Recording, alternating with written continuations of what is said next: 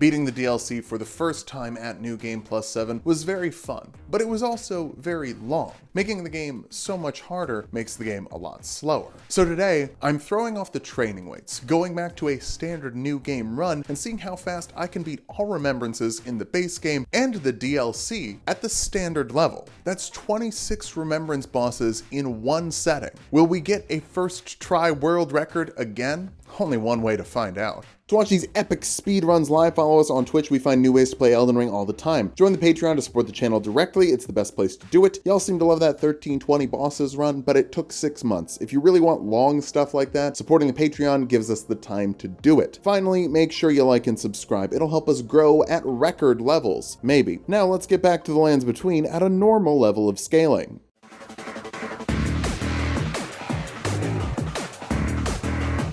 Hey, so this is the speedrun layout. Everyone take a propaganda at it. Got it memorized? Okay, yeah, it's pretty ugly. So can we zoom and enhance? We're cosplaying as Lightning McQueen because I am Speed. Melina gives us a horse. That's what they mean when they say cars have horsepower. When I was a kid, didn't realize that was a reference to like towing capacity and thought it just meant speed. How does more horses make the car faster? Didn't make sense. Anyway, we start as a samurai and do the standard speedrun stuff. Straight to the Third Church of America, then through the Mistwood. Have I missed wood? I have. Let's imagine Ka-Chow in Fortnite for the first piece of the Ductus Medallion. Then we warp to the Dragon Barrow since we need to go to Fort Pharaoh for the second piece. As long as we're here, why not slash up the dragon feet for some extra runes? Just because it's slow? Well, remember, this isn't my first world record, it's going to be my second. It would be my fourth if speedrun.com weren't a bunch of party elites who are hating on me for being so cool. I actually goofed up on the submission rules, and then in the All Remembrances category, I didn't use any glitches, which means that they counted it as All Remembrances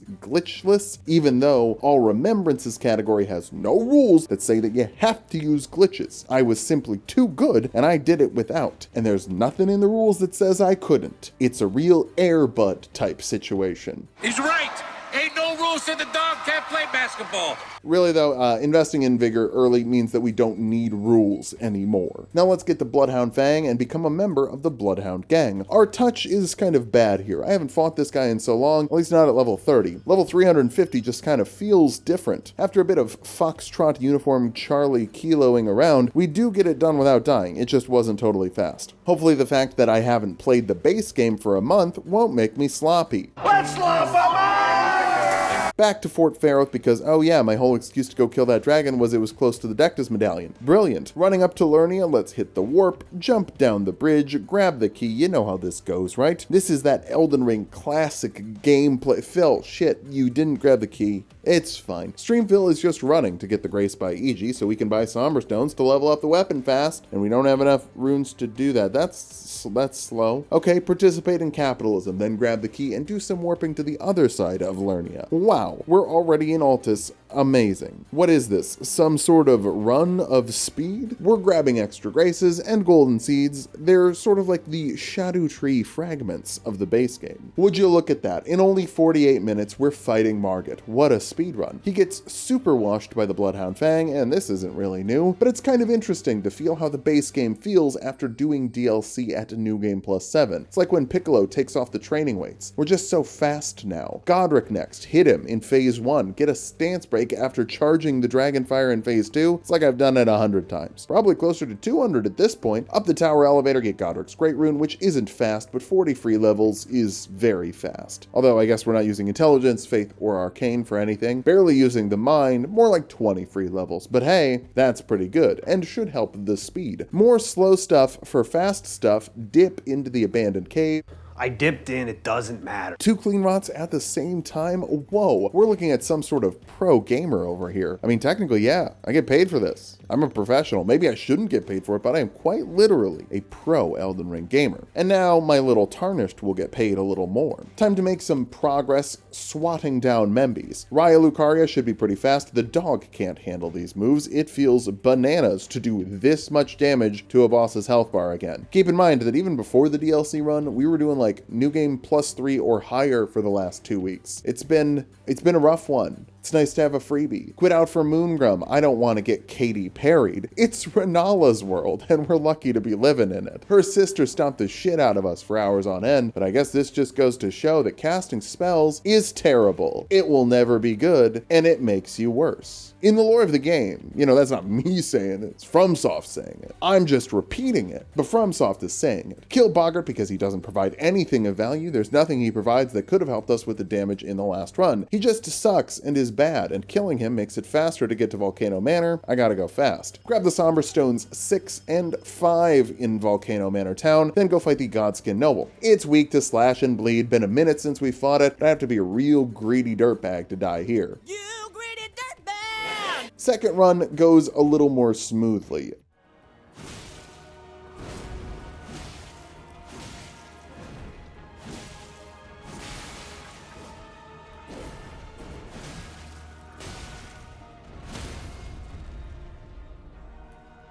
Down and back.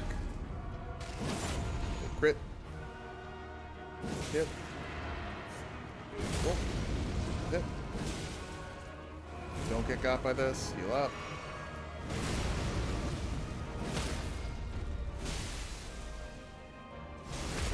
That's better.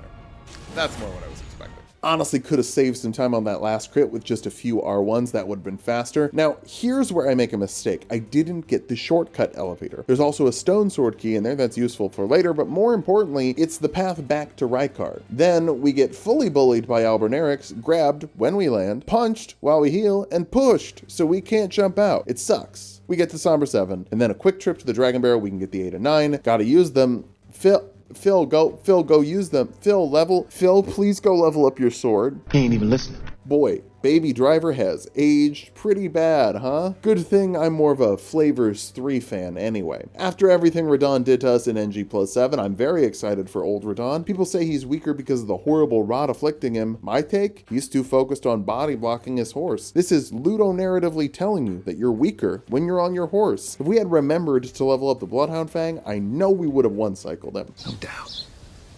No doubt in my mind. Okay, there we go. Finally put the upgrades on. This should be a lot safer now. The best defense in this game is a good offense. But the best way to protect your data while you're browsing the internet is with today's partner, NordVPN. In Elden Ring, there are dragons, monsters, giants, and spooky ghosts trying to steal your runes. But on the internet, you've got fishers, people who are going to send a bunch of emails out trying to get you on the hook. Malvertising, ads that you click on that are actually not even ads. They're just trying to steal your stuff. And ransomware, people getting your data and holding it hostage until you pay them with cryptocurrency, making you buy cryptocurrency. Oh no! That's where NordVPN comes in. Nord is a virtual private network, but also a cybersecurity suite to protect your sweet data from those evil data thieves. The threat protection feature of NordVPN will look out for suspicious links in your emails and suspicious websites that you could click on to be a victim of phishing, warning you before you are. Threat protection also blocks out ads that could be malvertising, getting you to click on something that will just take your stuff. Threat protection also scans your files that you're downloading to look out for malware and ransomware that you didn't want to download. To get started protecting yourself online today, go to nordvpn.com/tulokmango. With a 2-year plan, you'll get 4 extra months for free and 20 gigs of NordVPN's Saley. It's an eSIM for free.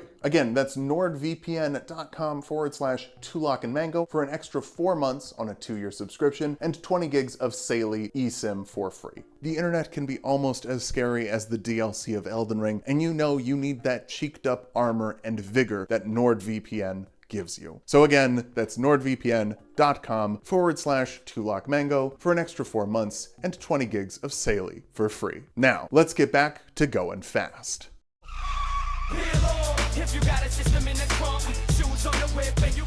Into Rad Dan's hole, I guess he's our consort now, we'll tangle with the Mimic tier. They're also on a speedrun, to the grave, like dudes who buy motorcycles or live in Ohio. Am I right, Zoomers? Ohio, what a meme. I love how none of us have turned 30 this year. It's so lit, much like the torches before fighting the regal ancestor spirit. I'm glad there weren't any more big deer in the DLC. Like, I'll whine and complain about the return of Deathrite birds, but at least Death Moose stayed home. Carry a Manor, what if we did a bit of purely performative feminism and called it carrion womaner? Would that do anything for women? Absolutely not. But it'll make incels mad, and then the non-incels have to defend it because getting mad at it for that is really stupid, but it's like not a reason to be mad. It's the Disney move. Loretta gets bashed down, but she's not the boss. It's these crystals outside Ronnie's house.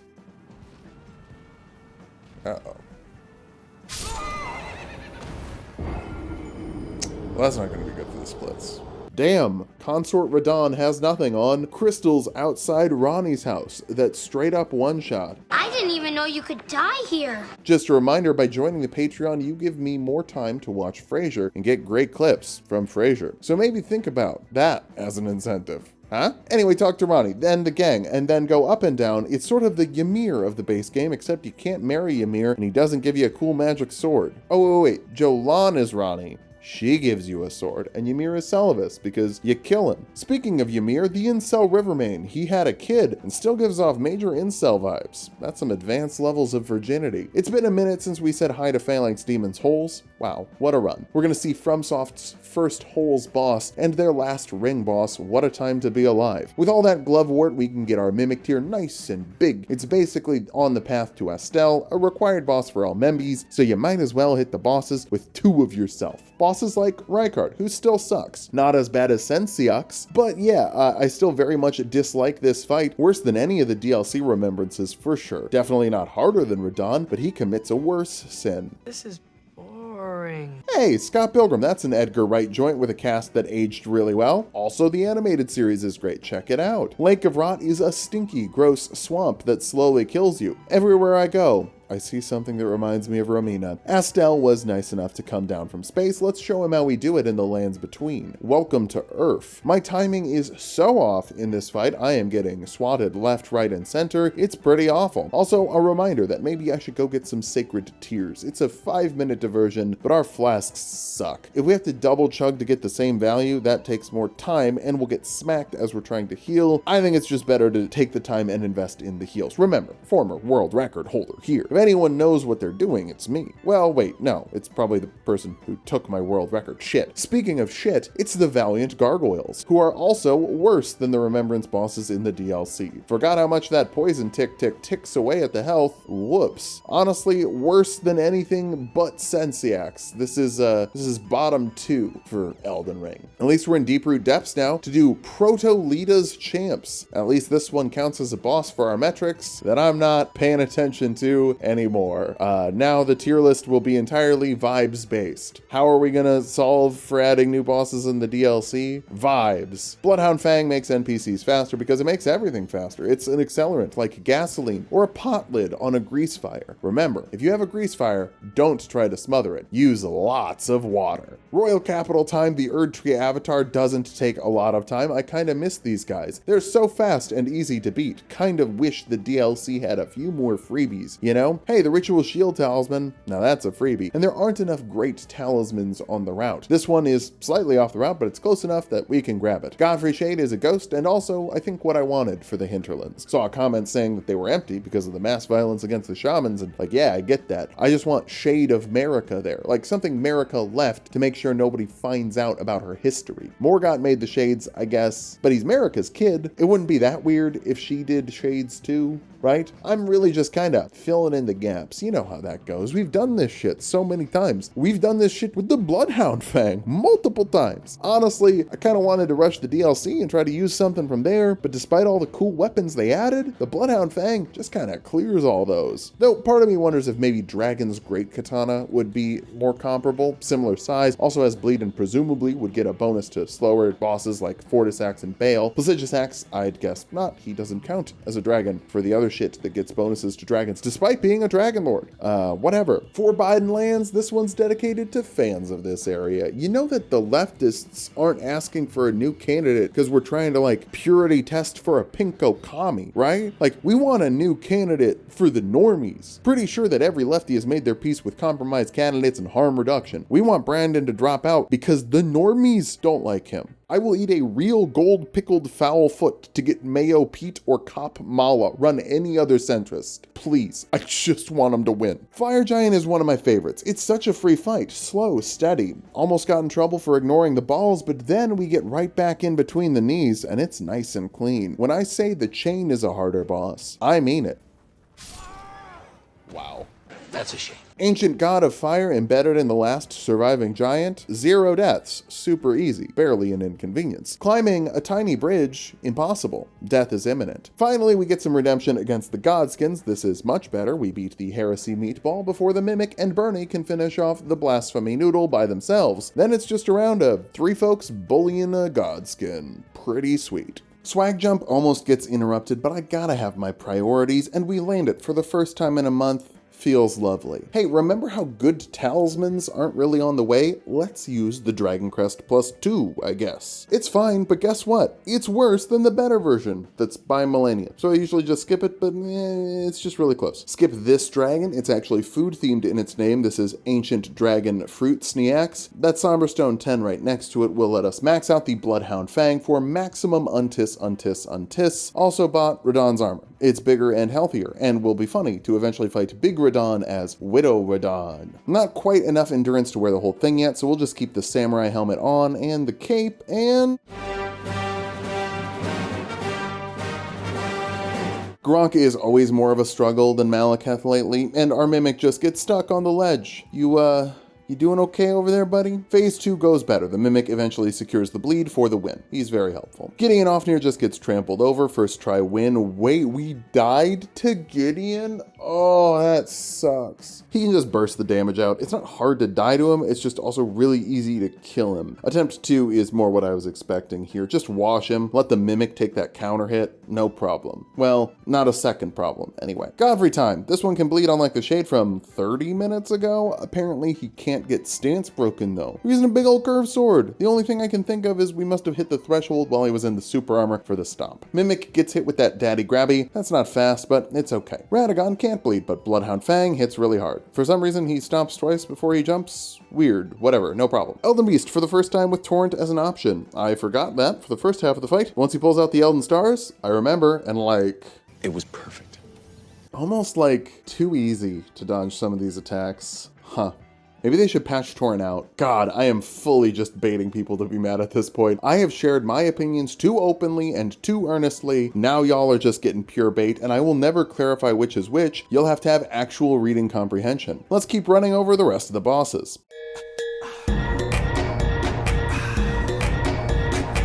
Castle's Hole, classic dungeon. Commander Nile, classic boss. Bash the boys, then bash the boss. It's really that simple. Old man, elevator, penguin noble, warp to Mogwin, fall off the cliff because you forgot the layout of Mogwin. I know how you kids like 'em sloppy.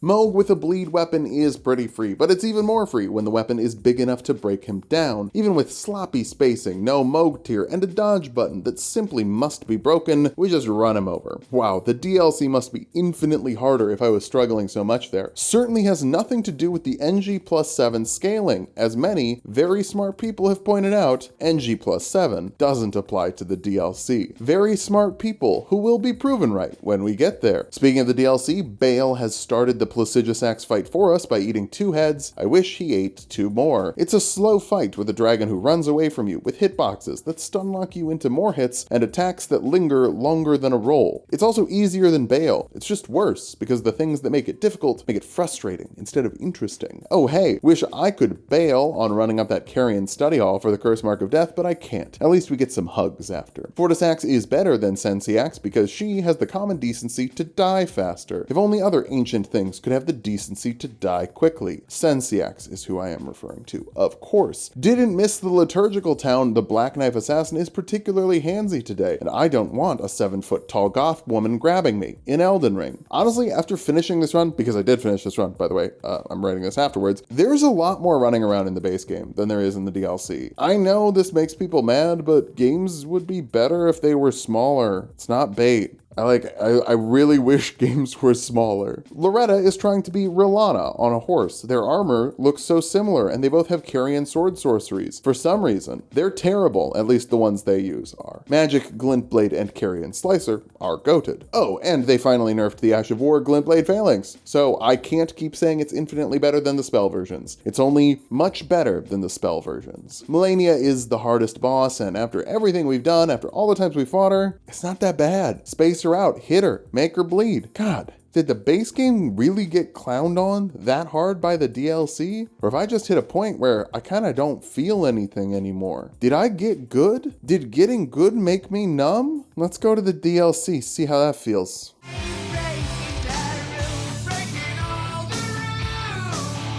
Will future speedrunners really spend 2 hours grabbing all the Shadow Tree fragments and revered spirit ashes? Maybe not, but I will. And really, I don't know that it's all that much slower. Most of these are on the path you need to find the major bosses anyway. By doing this all out of the gate, we're saving time for later by grabbing graces we need to warp to in front of a boss, or at least very close to it. Kinda hard to narrate this in voiceover, honestly, since again, I'm just following a guide. There are other videos for other guides. It would just be weird if you used one from the middle of a speedrun video, but also, I have to do this every time. Spoiler warning, Concort Redon still rocks my shit at Shadow Tree level 20, and that's using the Bloodhound Fang, aka probably the best weapon in the game. Future runs are going to need the Shadow Tree levels even more. The Mimic tier probably won't be our Spirit Ash. God, some runs won't even have a Spirit Ash for thematic reasons. This is the second time we've done the DLC, and I'm already like, I can't make the Shadow Tree farm new, so I guess let's talk about how I feel about the Shadow Tree system.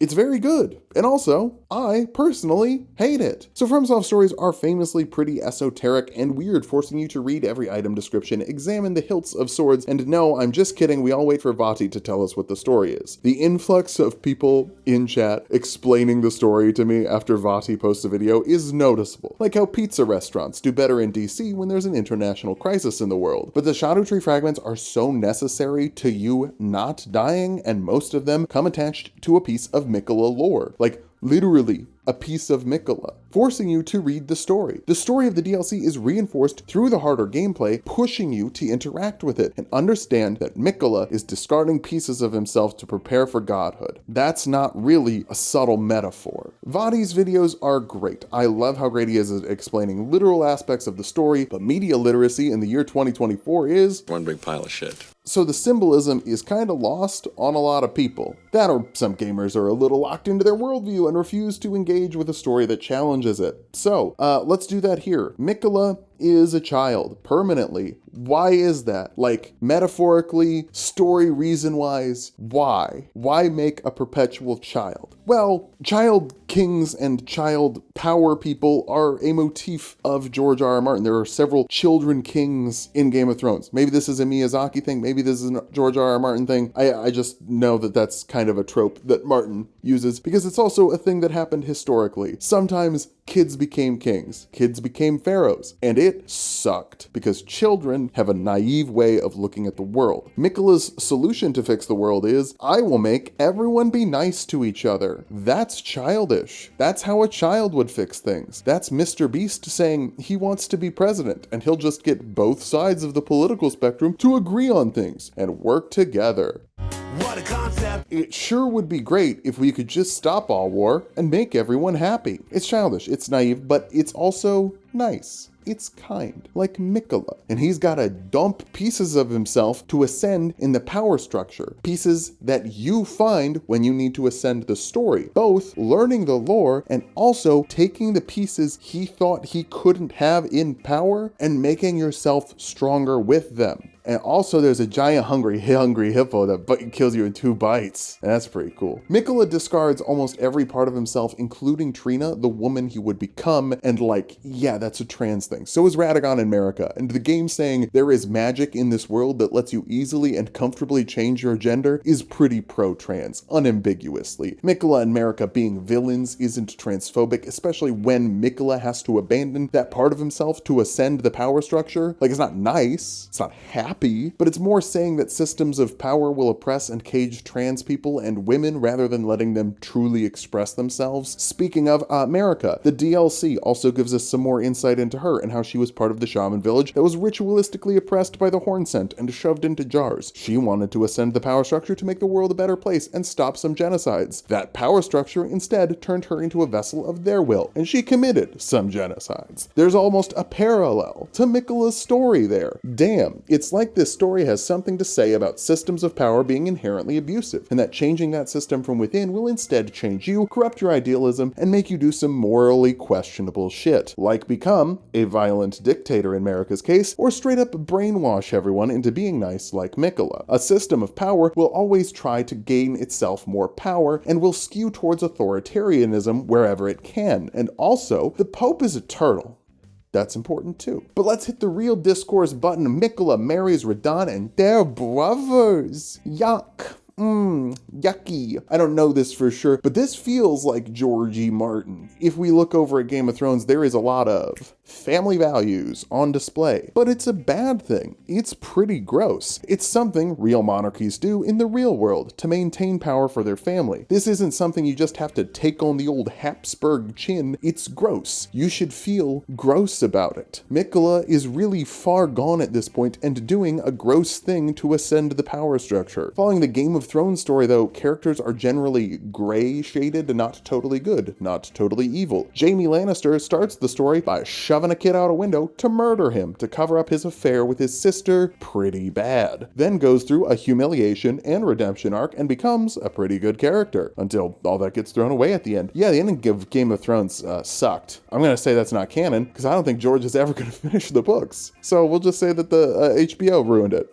Sure. Miquella made the Haligtree. Pretty good move. Miquella tried to cure his sister. Pretty good. Tried to bring Godwyn back to life. Pretty good. I've seen this idea that Miquella always half-asses things and gives up when they get too hard, but like, dog, I don't think he could have done a much better job with the Haligtree, and the Rot invading Melania is a literal outer god, and bringing Godwyn back to life is like necromancy. That's hard shit. These are kind of problems that only god levels of power could fix, which in my opinion is probably why Miquella wants to ascend to godhood. He sees that there are problems beyond his power and thinks, well, I better go get that power. Again, he's kind, but also naive, and doing naive things that a child would do. Even marrying Redon, his big brother, could be seen that way. Kids say they want to marry adults in their life all the time. Not in a gross way, but in like they're a kid. They see someone they admire, don't understand romantic or sexual feelings, and just think, that person rocks. I'm gonna marry them. Like, Miquella wants to marry Redon because Redon was nice. That's it. He's not like, oh, Redon's a beefcake or anything gross like that. He's like, oh, Redon's really nice. I'll marry him. Then you look back at that as an adult and think, ew, come on. That's embarrassing. I literally thought I was going to marry Sandy Cheeks until I was like, okay, we got to put this idea behind us. We have a speed run to do today. Trina wants you to kill Miquella to stop him. The adult version of Miquella hates the child's concept of the world so much that she's like, Do it! Kill him! And also because she knows that he won't be happy doing that. Because she's an adult with like a mature, developed brain that realizes that this is all a bad idea both for the world and for Miquella. So yeah, stopping Miquella, it's good. Miquella marrying Redon, it's yucky. Is Miquella the most evil character in the game? God no. Mohg is redeemed. He's still a blood god doing ritualistic human sacrifice for his pureblood boys. But Mohg is also a nuanced character, banished to the sewer, rejected by his mother, and then reached out to by the formless mother. God, we haven't even talked about all the mommy issues in this game and the cycles of abuse narrative, kind of at the core of almost every character's motivation. I guess in conclusion, this game is pretty nuanced and layered with themes. Characters with messy morality and politics. Symbology in the game does have meaning, and it's telling a story with a point of view. Also,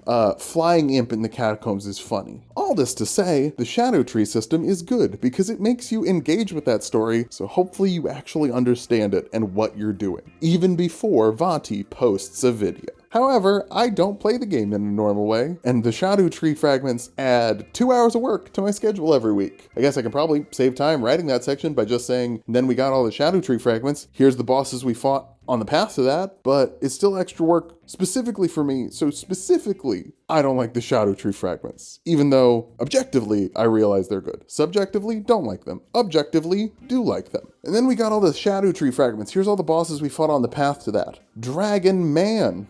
I'll drag him. You're just an NPC. Boo. Our Shadow Tree level is still not maxed, but it seems as though we're doing considerably more damage than we did on NG+7. Also, get that Dragon Slayer Great Katana. Part of me thinks this might be comparable to the Bloodhound Fang. I doubt it, but you never know. We killed some smaller hippos, but I'll skip them. The golden hippo is a boss. It's got a health bar, so real. Also drops 2 Shadow Tree fragments. God, I'm sorry, I know I keep saying it, but it just feels so different. I had to do every fight perfectly in my first run, but back on standard difficulty, it's like normal. It's like normal Elden Ring, and now more than ever, I think all that difficulty whinging was too much. Not mine. Mine was justified. This shit is harder at new game levels. Base level, it's fine. It's totally manageable. Going through the comments now and like looking at the advice people gave and being like, it's actually not that hard, you just do blah, blah, blah, blah, blah, blah, blah, blah, blah. None of that applies to NG+7. None of that does. Like, this is all so much. Like, it's just so different at new game, base new game. It's so different. It's a different game entirely. Other bosses we fought, Jory, Elder Inquisitor. They get us the first time we just didn't have any flasks, and their golden arches do damage, unlike the version we can get. But if this is any indication of how our damage is compared to last game, yeah, no, the NG+7 just really impacted the damage. I don't believe you. Easy second try. Our first DLC boss ends up being Commander Gaius, and if it's your first attempt, he won't charge you in your Spirit Ash. So let's win first try. He's throwing rocks. They hit us pretty hard, and honestly, it's just so sloppy trying to find our way in. Pretty fine though. Our resistance is cranked up. Shadow Tree fragments aren't the new golden seeds, they're the new vigor, if vigor also helped you do damage. We get the bleed right after phase 2 starts, then a stance break for an easy first try win. Gaius is completely fine and fair on the base levels of new game, and if you go further than that, you're asking for it to be harder. I don't think it's really fair to complain that it's too hard when you tried to make it harder. That's also the last wall blocking off the fragments until we do some more Remembrance bosses, so I think it's good time to go back to the more standard Tulok and Mango video. Dancing Lion first, we already have the Grace right outside, so we can just run in and get tickled by all their hits. Well, very violent tickling, like a second date with a gorilla. Not sexual, by the way. The second date is just where you feel comfortable, being a little more touchy interaction. You're not as shy, although a gorilla will probably beat you to death. Can't summon Lydia because I ignored her in my pursuit of running speedily, but it doesn't matter. She would just give him more health, and we have Lightning McQueen and Mater, and the health is just falling off. We have a Grace outside Mesmer. Let's go do that. He's a little harder, certainly hits harder, but oh shoot, can't summon Jolan or Hornsent because I haven't talked to either of them. It's apparently a lonely road going fast. I got a little too greedy in phase 2 and end up getting gobbled by Mesmer. Damn, a man who can gobble and impale? I see why he's a big hit with the community. Also, the fight just rips. It's even more fun with better scaling. Oh, hey, that's a pun. He's a snake man. Scaling. Get it? I was totally right when I said that he was Malekith, by the way. Can't wait until I think phase 2 is easier than phase 1. Romina, the human centipede, is just my kind of woman. Sure, she might murder me, and it looks like she's literally carrying a red flag, but that's kind of the appeal, you know? Our damage is a little low. I'm wondering if maybe she's got some slash resistance. This is the first boss we fought with maxed cheeked up fragments that didn't feel like it was just getting barbacoa shredded. Still a first try win. These DLC bosses, frankly, aren't that much tougher than the base game. The whole thing just revolves around the fragments. You forgot about the essence of the game. It's about the fragments. There are some more upgrade materials in Ania Ilum, and wait, you can backstab the thick boys? I guess that makes sense. There's more back to stab. Second hardest boss in the DLC is the lightning dude on the stairs, or more accurately, the assholes who stunlock you with Spira. Our Spiras don't stunlock. Give me a stunlocking Spira. I'll watch Redon just struggle to move up to me. It will be very funny. I want spells to be good. I just don't like using them because they're never as good as the versions the enemies have. Got a little lost looking for the way out, but if you wanted the Horned Warrior Spirit Ash, here they are. Do I know where they are? No, but that's where they are. They're here. Finally, the final Guardian just gets distracted by the Mimicure, so we can bail and get the last Shadow Tree. Let's clean up now. There's actually still a lot of Castle Ensis to run through. Wow, who would have thought? Toongrim also follows you way longer than I expected he would. Get a job. Leave me alone. This Rolana fight is going to be a really good test of the fragments in the NG7 levels. She does so much damage. I remember we were stuck here for like hours, and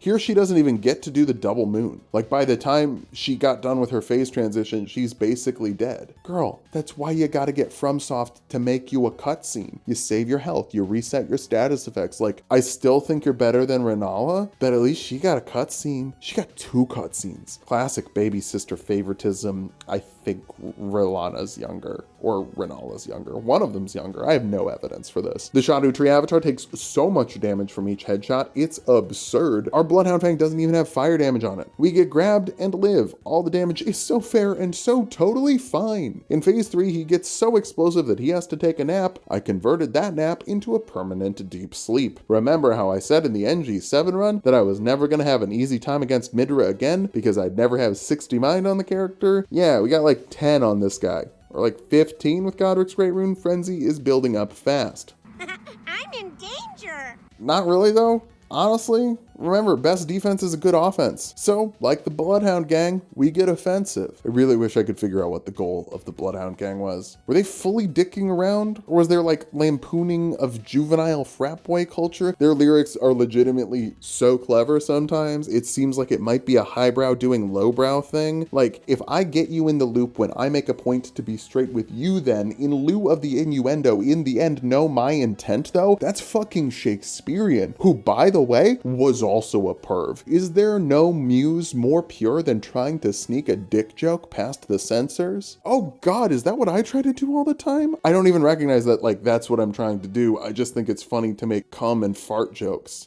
Is that the intent? I don't know. Stone Coffin Fissure gets better, the lasers do less damage, haha, NG is different than NG7, are we getting the theme? The Pubescent Knight is really angry, totally normal at that age, just bucking around on its Bronco, doing some frostbite waves that are frankly absurd to dodge. Not a problem. Orphan of Kos became orphaned again. Dork. Kos really gave birth to this thing and the doctor slapped her. Speaking of mothers and fingering, let's go see Jay and Ymir so we can start sounding our rods. I really thought this would be a long quest, and it kind of is, but it's not too bad. Down to the ruins of Rhea, we thankfully don't get too much trouble from the stunlock lasers. Now up in the hinterlands, different story. Full on Chumbawamba up there. I get knocked down. Time loss. Apparently you have to listen to Ymir yap for a little bit, almost like they want me to understand the story of the game and the motivation of this character. Nah, I'm just gonna mash through it. Look at the blind aesthetics, make hard opinions, and yell at anyone who disagrees with me. Much better. Down Ymir's hole, we can fight Sword Hand of Night Anna. R.I.P. Edward Scissorhands, you would have loved Anna Sword Hands. Time to fight How I Met Her Mother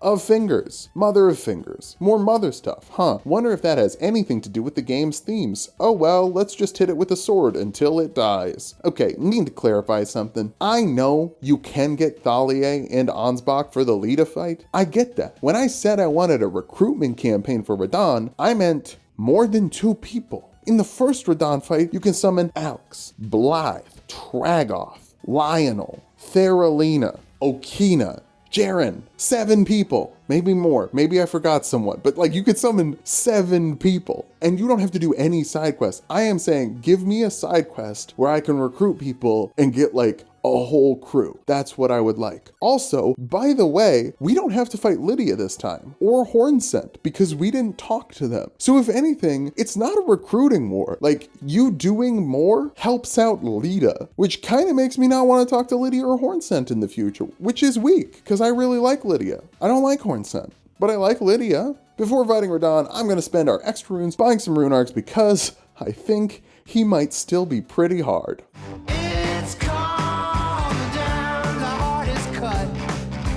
Yeah, so every other boss in the DLC we beat in 1 or 2 tries. Literally Mesmer was the only 2-try boss. None of the other ones killed us. But Concort Redon, he's tough. Definitely not nearly as hard as he was on NG+7, but he's still tough. Notably, we're making him bleed just as often, with about half as much bleed buildup on our weapon. Less than half, I think. Don't quote me on that. Easily make it to phase 2, but there's the rub. This is just so oppressive, without a second to breathe. Our flasks are only +8, which also definitely feels worse, and this is a boss you definitely don't want to double chug against. Realized in the first attempt we were still wearing the golden scarab, and that's a bad idea, also totally unnecessary. We don't need any more levels. Attempt 2, put on the crimson seed to heal more from each chuggy of the juggy. I've got 1 holy proof liver, we'll use it when it feels like we're on a good run. The damage is low enough that we can get away with summoning the mimic for phase 1 and still have it for phase 2, or at least, most of phase 2. Enough of phase 2. Another much better thing is stance pressure. We can generally get a stance break right around the phase transition, sometimes right in the middle of it, so we don't get to punish.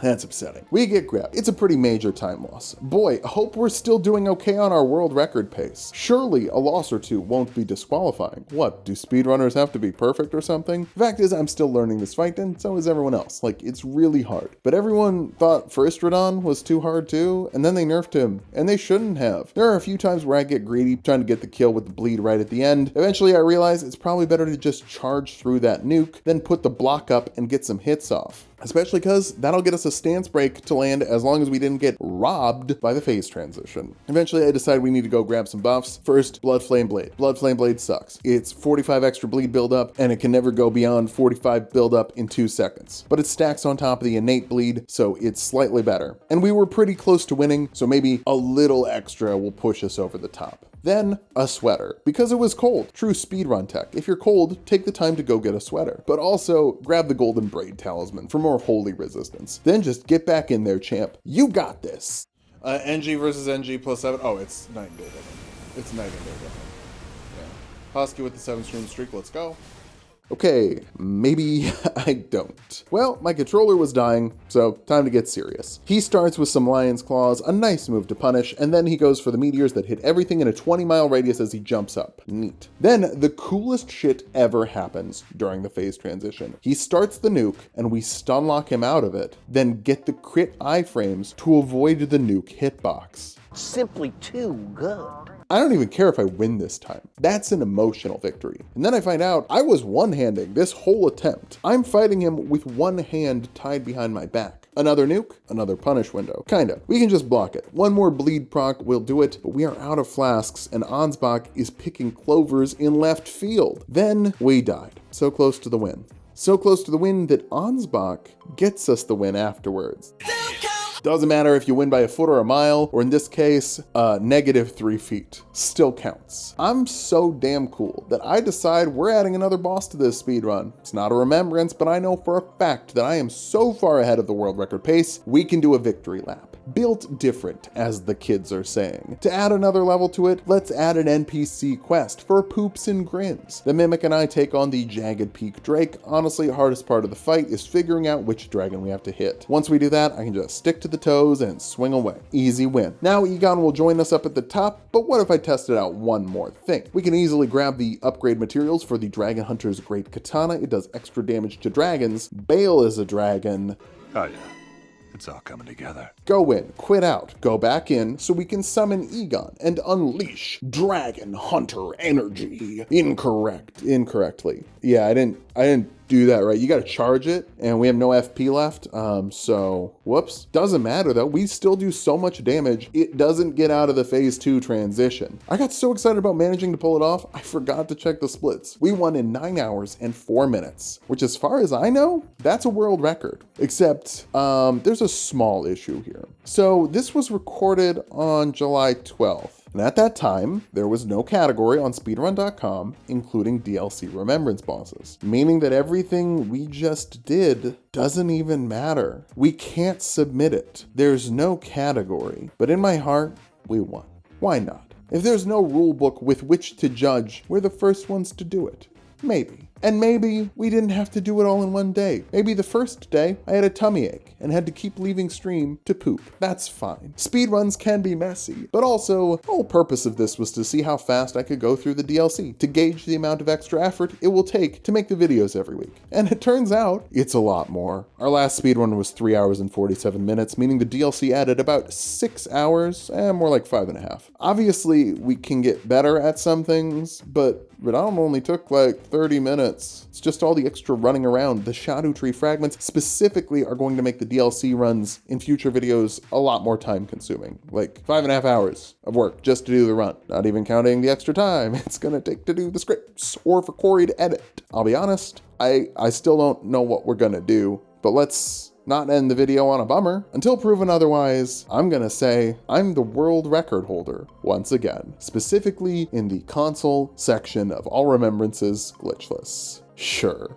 not coping at all. Please join the Patreon. I have no idea how we can make this content every week. Two-parters do not seem to be a viable option, and it's just gonna be so much work every week. Follow us on Twitch, where we'll be streaming for at least 5.5 extra hours every week. And please like and subscribe.